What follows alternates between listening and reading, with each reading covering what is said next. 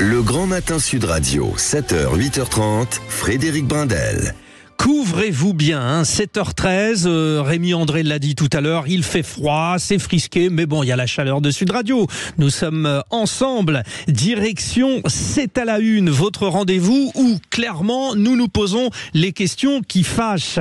Sofiane Aboubeker, le président de l'Association des métiers de la sécurité, est avec nous. Nous l'avons reçu il y a de cela un instant. Alors Sofiane, à moins de 100 jours du coup d'envoi des Jeux Olympiques, il manque encore 8000 agents de sécurité pour combler les besoins estimés. Alors au départ, on parlait entre 18 500 et 22 500.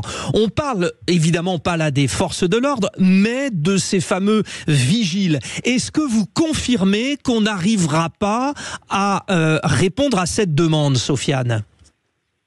Alors, en fait, en termes de chiffres, ce qu'il faut rappeler, c'est que les besoins réels d'agents de sécurité qui ont été la première force du pays en termes de sécurité, puisqu'on a à peu près 200 000 agents de sécurité privés en France aujourd'hui. Les besoins pour cet événement inédit, c'est 40 000 agents de sécurité. Depuis 2020 et la crise sanitaire et le manque de reconnaissance de nos métiers d'une façon générale et notamment des pouvoirs publics, on a énormément d'agents de sécurité qui sont réorientés vers d'autres métiers. Donc on a un déficit déjà de 20 000. Voilà. Plus 40 000 à couvrir. Donc effectivement, l'équation paraissait difficile dans la mesure où nos métiers sont extrêmement réglementés et les programmes de formation sont fixés par l'État. Et donc ça fait un peu plus de 2 ans aujourd'hui que l'on demande à l'État de pouvoir revoir ses parcours de formation pour qu'ils puissent être adaptés notamment à des publics plus jeunes, de pouvoir faire de la formation à distance, ce qui paraît normal aujourd'hui. Je rappelle qu'un CAP de boulanger-pâtissier peut se faire en 100% distanciel aujourd'hui. Il y a aussi des questions de sécurité sanitaire. Et donc du coup, on se retrouve aujourd'hui avec une situation connue depuis plus de 2 ans et un probable déficit d'agents de sécurité. Donc c'est pas une nouvelle malheureusement, mais la filière s'est totalement mobilisée pour pouvoir y faire face.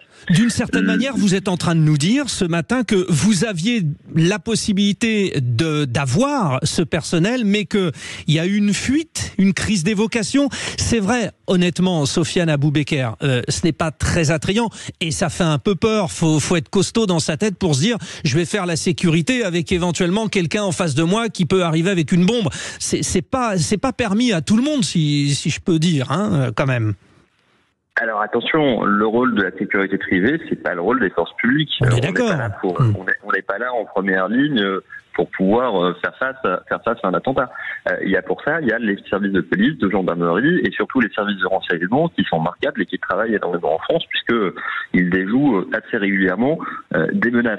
Mais ça, c'est pas le rôle des agents de sécurité. Le rôle d'un agent de sécurité privé sur les JO, ce sont pas forcément des missions qui sont extrêmement exposées. Ça peut être des missions de contrôle d'accès, c'est-à-dire de vérifier qu'une personne qui va se présenter sur un lieu est bien celle qui est accréditée.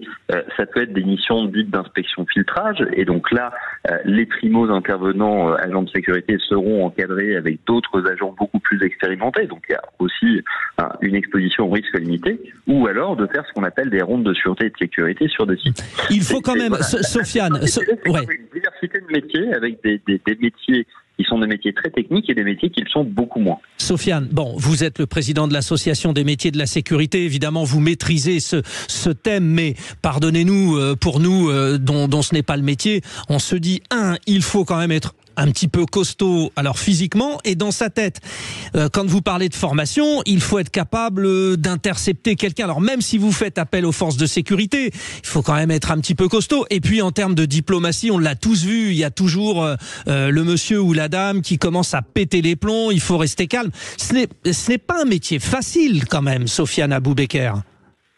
Alors, c'est pas forcément un métier facile. Encore une fois, tout dépend du site et du métier en termes de sécurité que vous allez faire. Il y a des métiers effectivement qui sont au contact et qui donc nécessitent des compétences particulières extrêmement fortes en gestion des conflits et qui sont pas suffisamment valorisées aujourd'hui dans la société.